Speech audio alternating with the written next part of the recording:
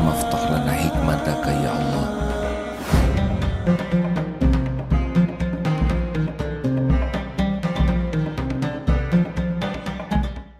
A'udzu billahi min syururi anfusina wa min sayyiati a'malina. May yahdihillahu fala mudhillalah wa may yudlil fala hadiyalah. Allahumma shalli wa sallim wa barik ala sayyidina Muhammad wa ala alihi wa ashabihi ajma'in. Allahumma ja'alna hajjan mabrura wa sa'yan mashkur wa dhanban maghfur wa amalan salihan maqbul. Allahumma inna nas'aluka ridhaka wal jannah wa na'udzubika min sakhatika wan nar. Ya Allah, catatkan siapapun yang hadir, yang menyimak, menjadi hamba-hamba yang Engkau ampuni seluruh dosanya. Engkau jamu di Baitullahmu ya Allah, Engkau jamu di Arafahmu ya Allah. Engkau maha kuasa atas segala-galanya. Innaka ala kulli syai'in qadir. Ya Allah, jadikan jamaah ini jamaah yang merasakan nikmat iman, nikmatnya ibadah, nikmatnya lahir batin sehat walafiat, nikmatnya rizki yang halal barokah, nikmatnya rumah tangga sakinah, nikmatnya jadi hafiz-hafizah. Karuniakan kepada jamaah ini nikmatnya istiqamah ya Allah, nikmatnya husnul khatimah. Taqabbal minna ya karim, innaka antas samiul alim. Ya Allah, Engkau tahu yang mengharapkan jodoh, berikan jodoh terbaik ya Allah, jodoh yang mendekatkan kepadamu. Ya Allah, Engkau tahu ada yang sakit, sembuhkan ya Allah, berikan kesehatan yang mendekatkan kepadamu. Ya Allah, yang kekurangan rizki Engkau cukupi ya Rabb, dengan rizki yang barokah yang mendekatkan kepadamu. Ya Allah, lindungi kami dari apapun yang menjauhkan kami darimu. Rabbana taqabbal minna ya karim, innaka antas samiul alim, wa tub alaina innaka antat tawwabur rahim. Amin ya rabbal alamin. Alhamdulillah, itu hadiah oleh-oleh dari tanah suci. Hadirin sekalian, stres itu karena terlalu banyak berpikir dan sangat sedikit berzikir. Seharusnya setiap mikir jadi zikir. Kita tidak mungkin tidak berpikir, karena ini aset terpenting dari Allah Subhanahu wa ta'ala. Ada 5 yang harusnya kalau kita berpikir tidak lepas dari 5 ini. Tapi sebagian besar orang tidak bisa mengendalikan pikirannya. Dan alarm bahwa pikiran kita tidak pada rel yang benar adalah Allah Subhanahu wa ta'ala menurunkan kegelisahan di hati kita. Seperti yang pernah kita bahas, setiap mikir jadi zikir. Apa mikir yang penting yang jadi zikir? Satu, kita harus setiap kali berpikir senantiasa dekatkan dengan mentadaburi Al-Quran, karena di sanalah Allah memberikan tuntunan. Orang yang banyak mikir tapi tidak pernah mentadaburi Al-Quran, maka dia kehilangan tuntunan ayat-ayat Allah. Banyak. Ingat rizki, ingat Allah. Carilah dalam Al-Quran tentang ayat-ayat rizki, yakin. Ingat ditimpa musibah, kembali ke Al-Quran, di sana ada panduan menghadapi musibah. Ma asaba min musibatin fil ard, bagaimana? Ma asaba min musibatin illa biiznillah wa may yu'min billah yahdi qalbah wallahu bikulli syai'in alim. At-Taghabun ayat 11. Tak ada satupun musibah yang menimpa kecuali dengan izin Allah. Jika kita beriman menyikapi musibah ini dengan keyakinan ke Allah, Allah akan memberi petunjuk di hati kita. Aduh, berat sekali hidup ini. La yukallifullahu nafsan illa wus'aha. Allah tidak akan membebani seseorang kecuali sesuai dengan kesanggupannya, baik dalam perintah-perintah maupun dalam hal apapun, karena Allah Maha Adil. Adil itu diantaranya menempatkan sesuatu pada tempatnya.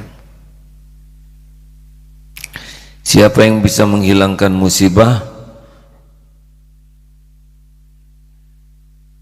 Qul la yusibana illa ma kataballahu lana huwa maulana wa 'alallahi falyatawakkalul mu'minun. Katakanlah, sekali-kali tidak akan menimpa kepada kami kecuali apa yang telah Allah tetapkan untuk kami. Dialah Allah maulana kita, maula kita, dan kepadanya lah orang yang beriman bertawakal. Jadi kalau kita jauh dari Al-Quran, sepertinya pikiran kita ini tidak akan menemukan jawaban dalam hidup ini. Bagus sekali membaca Al-Quran, lebih bagus lagi selain membaca, mentadaburi Al-Quran. Lebih dahsyat lagi selain membaca, mentadaburi, berusaha keras mengamalkannya. Dan lebih hebat lagi sesudah mengamalkan adalah mendakwahkannya. Apalagi pikiran ini yang kedua, mentadaburi ayat-ayat kauniyah. Jadi kalau kita menghadapi satu kejadian apapun, nah itu kita harus jadi jalan tafakur, karena kejadian itu tidak terjadi kecuali dengan izin Allah. Ada yang menghina, kalau kita ingat kepada yang menghina sakit. Tapi kalau kita ingat ini ada yang menghina, izin Allah nih. Apa yang Allah inginkan dari takdir ini? Mungkin kita memang pernah menghina orang sehingga rasa sakit itu sekarang kita rasakan. Atau Allah memberikan contoh akhlak buruk tentang penghinaan agar kita tidak melakukannya. Jangan membalas penghinaan dengan penghinaan.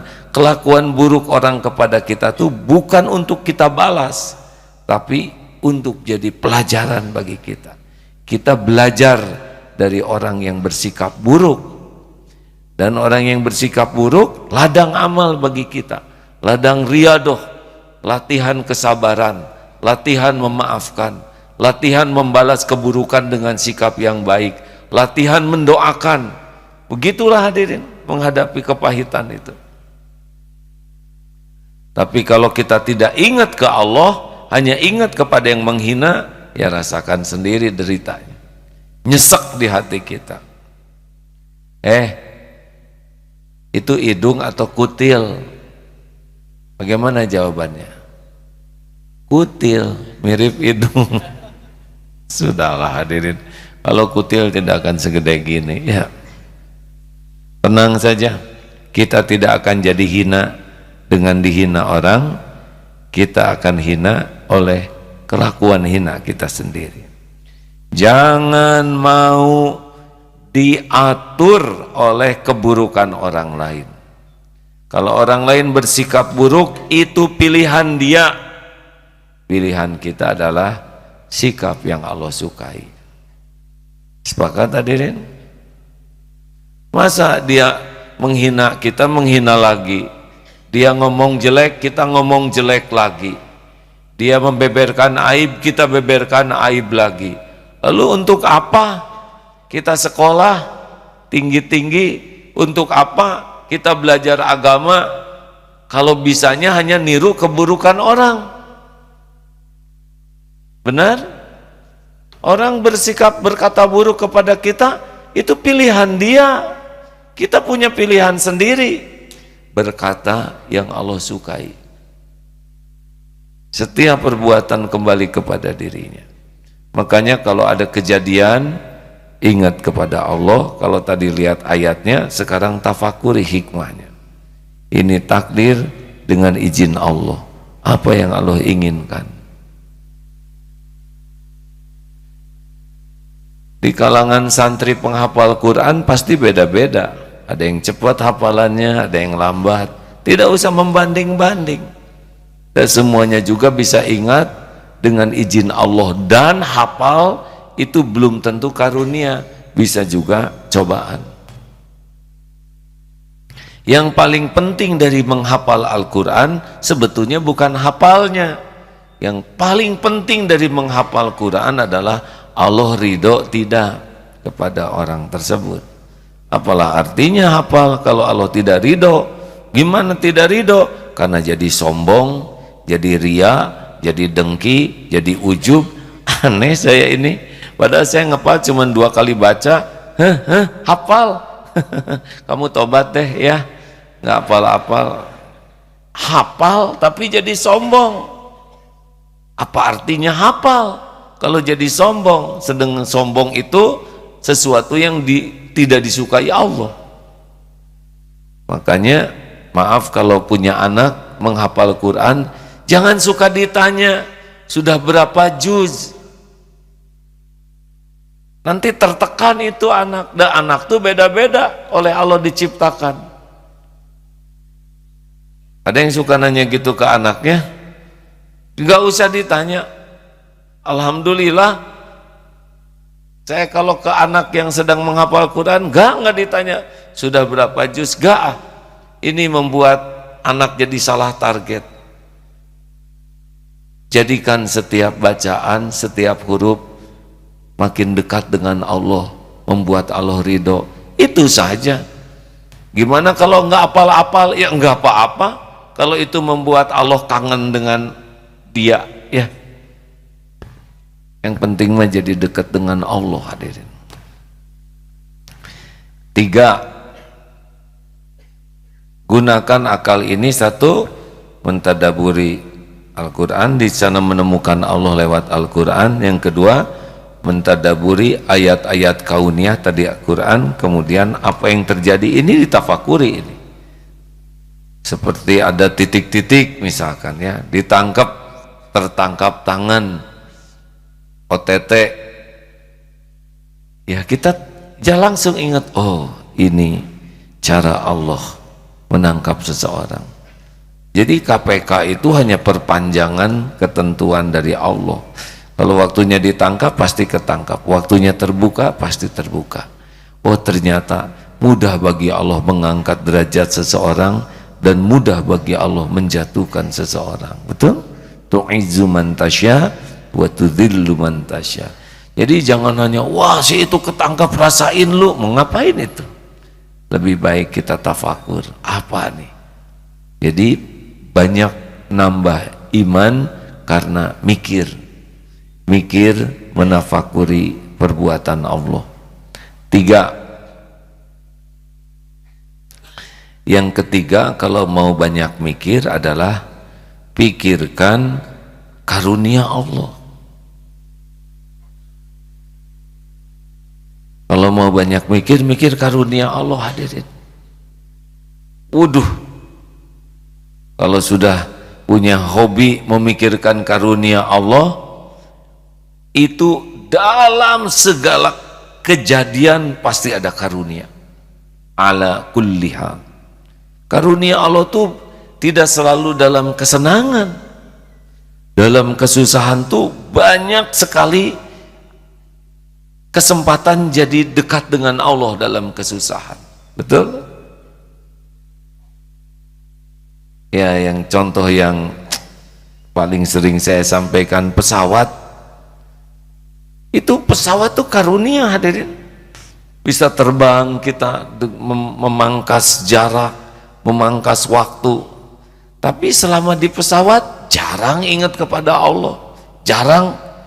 Di antara semua pilihan di TV pesawat itu ada channel Al-Quran jarang dibuka, film yang dibuka.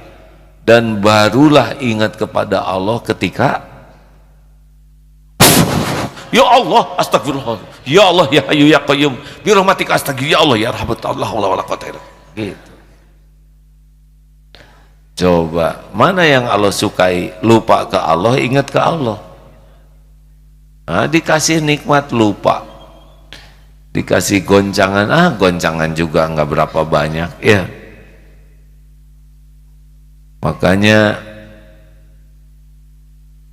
goncangan-goncangan dalam kehidupan itu sebetulnya bagian dari karunia, karena kita jarang ingat Allah kalau dikasih nikmat. Ya kan Bu, ada ibu-ibu tidak nih? Bu, begitulah. Ibu-ibu kan kalau ada goncangan di keluarga lebih ngedepruk ke Allah. Ya Allah, biasanya mah lempeng we. Makanya berterima kasihlah kepada suami yang menjadi jalan ibu taat kepada Allah dengan berbagai cara. Sudah deh, jangan suudon ya.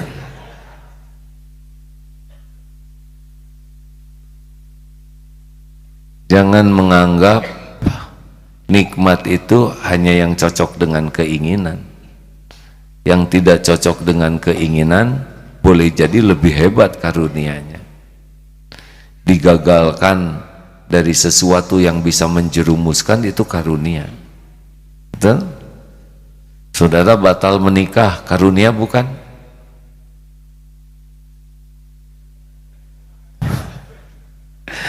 Aduh, pertanyaan yang rumit. Batal menikah kira-kira karunia bukan? Kan? Tergantung. Digigit anjing karunia bukan? Oh, bagi orang yang beriman mah baik. Dalilnya jelas ya. Ajaban li amril mu'min inna amrahu kullahu khair. Sungguh mengagumkan, sungguh menakjubkan urusan orang yang beriman, semua urusannya baik. Walaisa dzalik li ahadin illa lil mu'min, dan tiada yang demikian itu kecuali orang yang beriman. Inna asabatu sarra'u syakar. Ketika dia ditimpakan, diberikan karunia, dia bersyukur, fakana khairullah, maka itu baik baginya. Ketika ditimpa kemudaratan, dia bersabar, sabaro, fakana khairullah, itu pun baik baginya. Makanya maaf hadirin, digigit anjing baik buruk? Menyiksa, nyebut baik takut terkabul ya. Enggak tuh hadirin, dah Allah juga maha mengerti. Tergantung menyikapinya, kalau sabar jadi baik. Nah Bapak Ibu, ayolah tenggelamkan kita tuh. Kalau ada masalah, jangan sampai mengecilkan karunia Allah. Ada yang menghina orang, 2 orang. Kenapa kita fokus kepada yang 2? Kenapa kita tidak fokus kepada yang baik-baik ke kita? Betul? Sakit gigi, sabar atau syukur?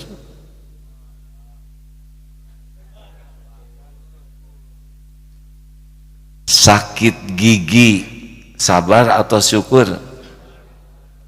Sabar dan syukur. Yang sakitnya disabari, yang tidak sakitnya disyukuri. Banyak mana yang sakitnya atau yang tidak sakitnya? Jadi kalau sakit gigi banyak sabar, banyak syukur. Gigi yang sakit satu, yang lain tidak sakit. Lidah, hidung, lak-lakan, tembolok, kemudian telinga, kepala, pundak, lutut, kaki, lutut, kaki. Ini semuanya sehat, cuma gigi yang sakit. Aduh ya Allah, alhamdulillah cuman 1 ya Rob, tapi 1 juga paten ya Allah. Sakit gigi kan sakit yang dramatis ya, sakitnya luar biasa, tapi kurang inilah, kurang elok kalau ditengoknya, bengul segini. Diajak ngobrol sakit, dibawain oleh-oleh ke dondong dan jambu batu, jadi emosi. Hadirin, syukur. Di balik kepahitan pun banyak karunia. Makanya kalau punya waktu tuh syukur, syukur, syukur. Syukur. Lihat wajah, syukur, punya wajah. Kita nafas, syukur, bisa berkedip, syukur, jantung berdetak, syukur. Fokus saja kepada karunia Allah, kita syukur, rasakan bedanya. Tenang hidup tuh. Walaupun dalam kesulitan, fokus saja kepada syukurnya. Karena pertolongan Allah datangnya dari syukur. La in syakartum la azidannakum. Kita itu akan ditambah karunia bukan karena hebatnya keinginan, tapi karena hebatnya bersyukur. Sebelum nikah batal. Coba ini, nikmat atau musibah? Ya mending belum nikah batal daripada sudah nikah batal, betul tidak? Dia meninggalkan saya, padahal dia sudah janji, tapi ternyata untung kamu. Berarti dia ketahuan belangnya, ya. Tukang pengingkar janji, mending batal atuh daripada dipertahankan nikah dengan pengingkar janji. Tapi hati saya sakit, ya dirasa-rasain aja itu mah buah dari dosa. Tingkat kepedihan itu berbanding lurus dengan tingkat kemelekatan hati. Makin melekat hati kepada selain Allah, makin robek ketika diambil. Makanya jangan ada kemelekatan. Calon namanya juga calon, walaupun janji sehidup semati, kalau di sisi Allah tidak ada catatan takdir jodohnya, pasti nggak jodoh. Bukankah minta yang terbaik? Nah, yang ngelamar itu belum tentu yang terbaik. Mau ngelamar kerja ditolak, sabar atau syukur? Syukur aja. Hanya ditolak, tidak dipukul, tidak didengkek. Cik, ini kan banyak remaja nih belum nikah, wajah-wajah penantian. Kalau melamar ditolak, sabar atau syukur? Syukur, punya pengalaman ditolak. Lelaki sejati itu hadirin harus nyobain ditolak. Di sanalah terbit pengendalian diri atas kepedihan. Kok seperti yang menjiwai. Raut muka ini menunjukkan pengalaman.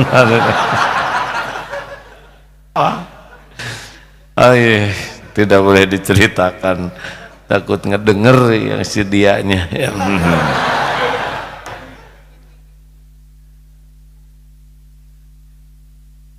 Kita lebih banyak memerlukan kepahitan sebetulnya, berlatih syukur di dalam kepahitan. Jangan syukur hanya dalam kesenangan, ya. Doa nikah saja kan 2 kali disebutnya, barakallahu laka wa baraka alaika. Kenapa 2 kali disebut keberkahannya? Karena katanya yang saya baca, dalam rumah tangga itu ada kesenangan dan ada kepahitan, dan dalam dua-dua kejadian itu ada keberkahan. Berkah itu kebaikan yang banyak dan langgeng. 3 itu syukur. Yang keempat, kalau mau banyak mikir dari kejadian apapun, tarik ke ingat dosa. Ini penting kalau mau mikir. Ada kepahitan, aduh dosa apa nih?